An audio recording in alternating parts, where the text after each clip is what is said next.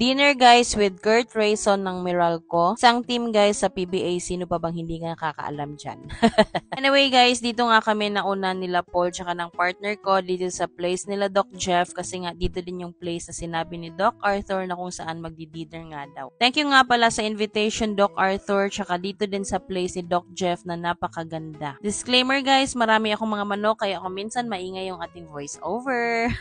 Kali last year guys, naging player nga si Kurt Rayson ni Doc Arthur dun sa New Cebu na Paliga. Pero bago pa ngayon guys ay nakadula na nila Doc si Kurt doon sa Lower Malinaw. Lower or upper? Hindi ko sure.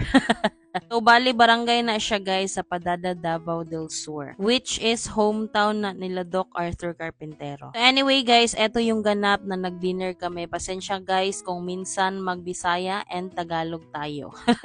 Kasama nga din pala namin guys ang mga ilang kakilala ni Doc tsaka ng Team KDHI. Hindi nga lahat guys ay nakarating sa Team KDHI kasi nga may mga laro ang iba. At the same time guys, perting ula na ani nga time, that's why siguro wala na pod sila na dayon. Syempre guys, for remembrance, dili gina mawala ang picture taking. Kasi syempre guys, minsan lang din kung makapunta sila Kurt dito kasi nga napakalayo din ng Kidapawan guys. Sa malamang din kasi guys, nasa Manila lang sila nakabase kasi nga nandun yung laro niya. Nga pala guys, kasama namin ang version 2.0 ni Mr. Samonte.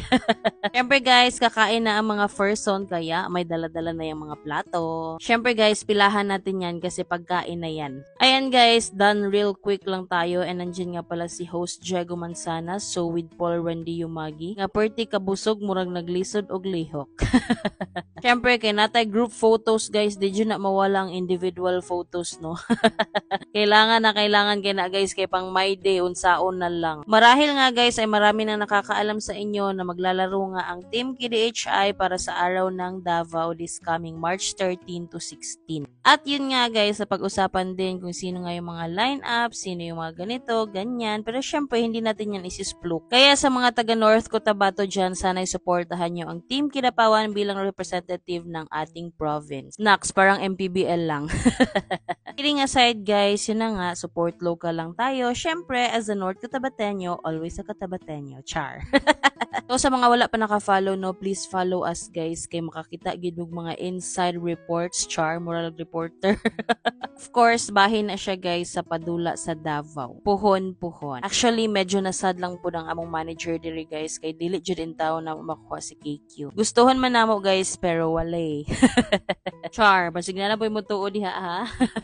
So ayun na nga guys yung dinner namin with Kurt Rayson. Also guys, thank you nga pala kay Doc Arthur sa pag-invite sa amin dito sa farm ni Doc Jeff. Talagang napaka-relaxing and peaceful ng lugar nila dito. So ayun lang guys yung ating vlog for today. Abangan nyo guys kung sino yung mga players ng Team KDHI again sa Davao City.